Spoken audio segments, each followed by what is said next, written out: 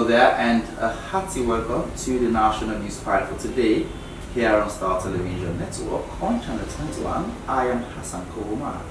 For the headlines, UNISA Mental Health Resource donate food items worth millions of leons to the Sierra Leone Psychiatric Hospital in Freetown. If you have someone suffering from mental health, your life is broken. And so what I do, that was the reason for the coming up with the UNISA Mental Health. To use my pain to help other families, other patients, other people that are basically suffering from the illness. The National Monitoring and Evaluation Directorate engaged civil society organizations in the Western area in a dialogue forum as a way to strengthen their mandates and making their work visible. Monitoring should be everybody's business. It should be different from what we call supervision, when people from ministries, department, any arm of government is doing it. All these stories plus more lined up for you in today's edition of the Star National News.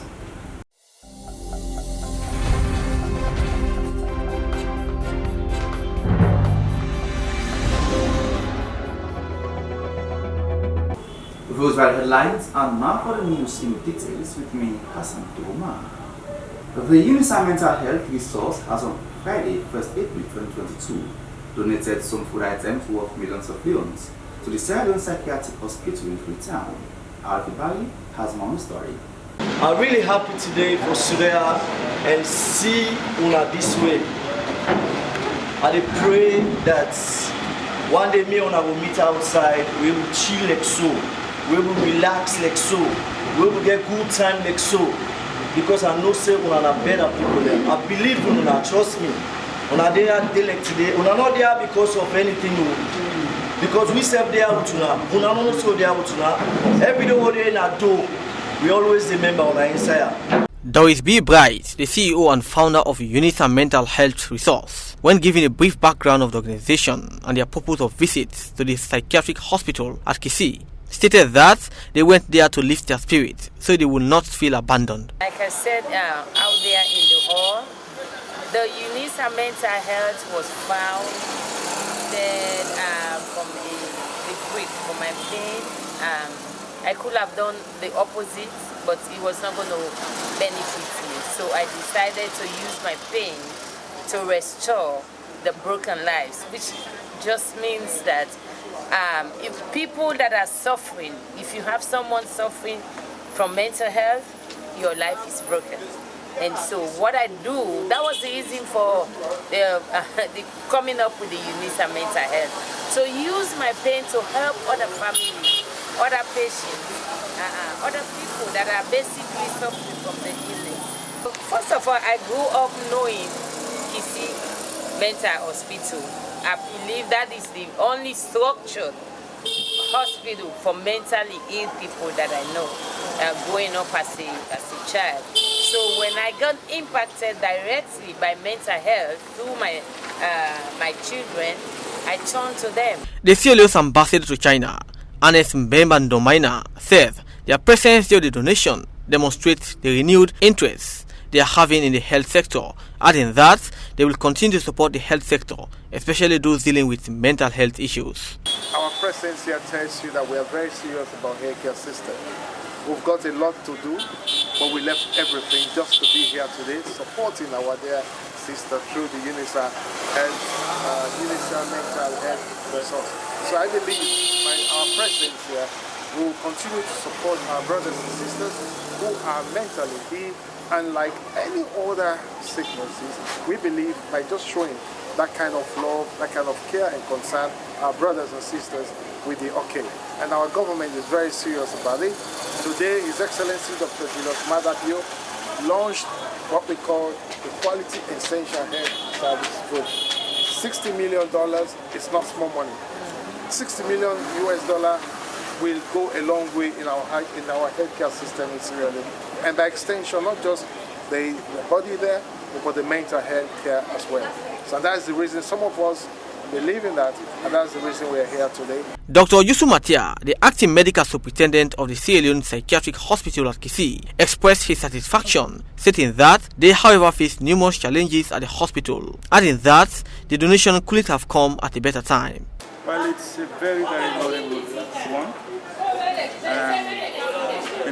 At some point, we run out of food, we run out of a lot of materials, including soap and detergent for patients. But this came by surprise, but again, it just met us at the point of our need. We are so happy about it. We'll not forget it in the hurry. Okay. Our constraints are multiple. To start with, our patients are always taking drugs that increase their appetite. By so doing, they may need more food than usual. So if they have to rely wholly on the food that is being supplied here, it will not be adequate for them. So we go in, we run out of food, and so this causes patients to escape, go back to their communities. That is just one of them. The other things again is the shortage of drugs. The psychotropic drugs are being supplied by partners in health, whereas the general drugs are being supplied by the ministry. But then the psychotropic drugs are very expensive. They don't come in times of time. So when patients run out of drugs, they become violent. For Star TV News in Freetown, Alfred Barry reporting. The National Monitoring and Evaluation Directorate, NAMED, as part of strengthening their mandate and making their work visible, Tuesday, April 5th, held a dialogue forum with civil society organizations in the Western area at their office headquarters in Freetown. Dr. James Edwin is the Executive Director of NAMED. This was how he addressed the gathering of civil society organizations. NAMED is here to try as best as we could to stop those things. For now, we have the commitment from the very first person in this country. We'll try our best to do it. But that best is never enough if we don't take the civil society. You are pressure groups. And we are ready to listen. We have made contacts with other people down there, even with paramount chiefs to help us with this thing. It's not one man's fight. Monitoring should be everybody's business. It should be different from what we call supervision. When people from ministries, department, any arm of government is doing it. You go to school, field visit, you call it monitoring. You put a big team together, you go supervise one whole building. Just one building. 5, 10 people can go supervise one building. And they call it monitoring. Ours is different. We have evidence. We use numbers just as you are seeing there, for example. The numbers should speak for themselves. It is very easy for anybody to go to the radio and go to the newspapers and say anything. What is hard is to go to that spot that is difficult to go. You will start seeing our signboards somewhere, our stickers around this world, around Sierra Leone. Even to the end of Sierra Leone, go there, you will see that sticker that we arrived and we did something there. But as I said too, I heard some people talking about region, they are coming from the regions. We need these people. You benefit or lose nothing if you talk. Do the CSOs. Because that's what you sign up to, and that's what you should do. But we can't benefit because you save us some time to go after that project. And if we get the voice of a CSO, the voice of a paramount chief, for example, the voice of maybe the local council, when you put that together to become one voice, there's a high probability that's the truth. We have little time now to go check. So that is why you are invited here to form an informal partnership. It's not going to be on paper, but to have that trust that there is an institution ready to do real monitoring and evaluation. Not field visit, not just supervision, real monitoring and evaluation. That when people read, they know they are reading facts. People normally ask us, what's the difference between your job and the accountant, the auditor general, or the ACC. They are similar, but we put the human face to it. While most times people go after monies, it's money and the impact on people's lives. That's what we go for.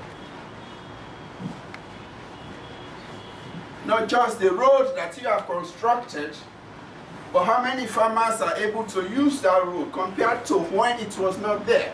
That is what we do. Not just building the health centers, but how many people are using that health centers within that vicinity. You know why I'm saying this? Because we have white elephants all over the place. Because people don't dig and design a project. Why should you build a market when the people don't use markets? Just because when you give that money to whoever the contractor is, he's going to build something flabby and share some of the money. You already know they're not going to use it. But it's a project. I want to do it. So monitoring is an evolving activity. And many of us seated here have done monitoring and evaluation for over a decade, working with government systems. It's sometimes when we profile solutions, because it comes from civil society, government don't listen. And you go back, you see the effect. I recommended to that government, legislate this monitoring system to be a lasting institution. They did not. And so when this government took up office, it was pushed aside. And now the government has initiated monitoring, which was almost the same work they are doing. So we hope and pray that you too will push forward for this to be legislated, so it becomes an entity that lasts the test of time in this country. Because once monies are dished out for services to be delivered, somebody should be there to look at how those services have been delivered. The efficiency of it, the output, the impact should be captured and then relayed again to the public. Hence the need for NAMED to exist.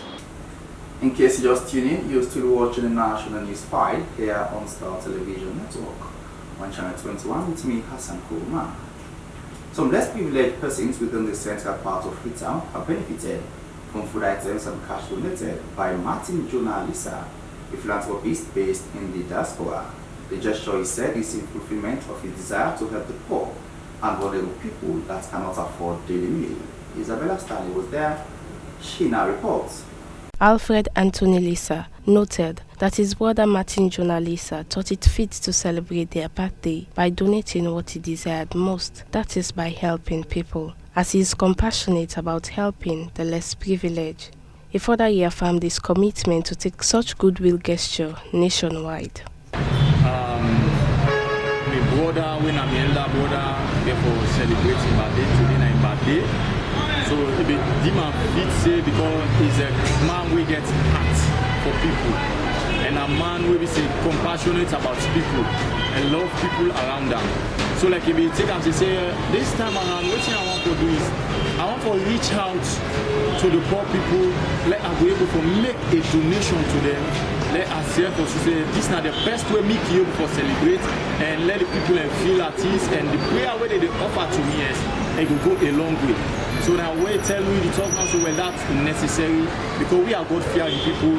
We believe in the things of God. We believe say the Bible says blessed is the hand that gives it that the one that take it. So in based on that day where it talk we do that day, this marks it again, not only for this one no more. We want for the one make it go far and wide, nationwide. So these are the initial start of them, and we want to go far with them. We can donate rest. We can donate rest with money. With each person we give 10,000 with 5 cup rest inside plastic. Now 80 people and the money all now 800,000 there with 4 bag rest. So now we able to come with this is not the heartbeat of God, because the Bible says, whatever you do to the least of my brethren, that you do unto me. And God is not love, God is love. And whereas anytime you church people and you give them out, you don't church the heartbeat of God, because God is love. And wherever love is, now they giving. Usman Kagbo, one of the beneficiaries, registered his appreciation and prayed for God to bless Martin Lisa. Well, Mr. Martin, we did this chair for can give rest with money this morning, this Tuesday, Napa Day, with the family. Let God give more chance, more luck. Let God protect and guide them. Listen, give them, we join, let God pay them. This will take next one. But such no day, such no day, let God bless you and let protect and guide you back. Let God give them more chance. Let God give them more luck. Let God protect you. Let God give you. Let God protect you. Let God give you. Star TV News in Freetown, I am Isabella Stanley. In a bid to restore peace and strengthen communities, over 10,000 people from across different career paths have participated in the Marampa Chiefdom Peace Jogging over the weekend. Here is more story. In the efforts to strengthen community cohesion and give way to peace and security, over 10,000 people cutting across all careers paths and age brackets participated in the Marampa Chiefdom Peace Jogging over the weekend. Speaking during the peace jogging, the paramount chief of Marampa Chiefdom, PC Koblo Queen II, said he felt proud and promised to be devoted participants to the development of the chiefdom. Many thank you for the gratitude one has shown to the chiefdom for ensuring we set up an innovative platform to restore our dignity and integrity, peace, cohesion, and national unity in the Marampa Chiefdom. I want to say we are done best confidence on my leadership. And today, before man and God, the sky is over here. I want to give me commitment on the dead blood for say Marampa Chiefdom, we go transform them, we go invest, it will be one of the best in the world.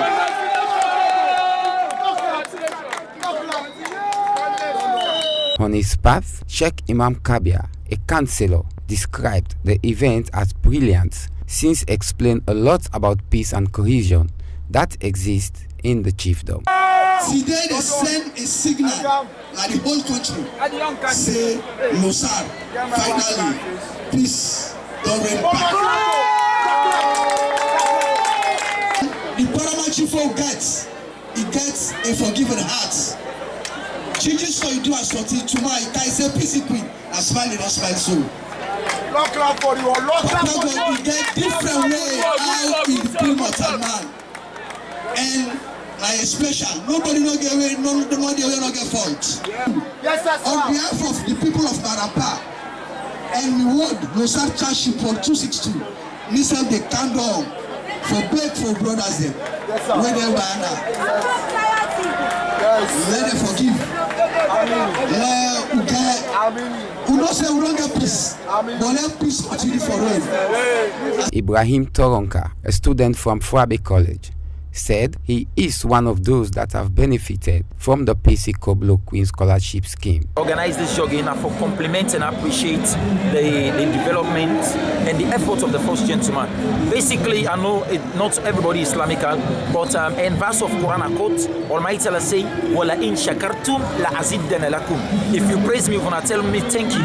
I add for honor. I think based on the infrastructure, we don't see a powerful clock tower now. We don't see about 3 junior secondary schools on the construction pipeline. We don't see the rehabilitation of a lot of structures after the November 3rd windstorm will destroy and vandalize Lonsa. We don't see how in the pay for community teachers. We don't see how in the pull from in pockets. You don't spend about $10,000 for sponsor all of the schools them there for ensure say them do the sports meet. And you don't help individual. Me where they talk now a beneficiary where you just get a scholarship for go to my masters at the University of Sierra Leone FBC. We're currently as I talk, I just enroll and it's costing 23 million euros. I think them people and people who need for gear around of the applause. So the youth them, it is not organized by the first gentleman. It is organized by us, the youth, the beneficiaries of this great man. We come out in Chinese number today for tell and plenty thank you and one. For Star News, Sir Eric Domba Mathieu reporting. Well, from that story, this is all we can afford in today's edition of Star National News here on Star Television Network on Channel 21. I've been a news anchor, Hassan Kuroma. Thanks for watching and stay with us. All the very best.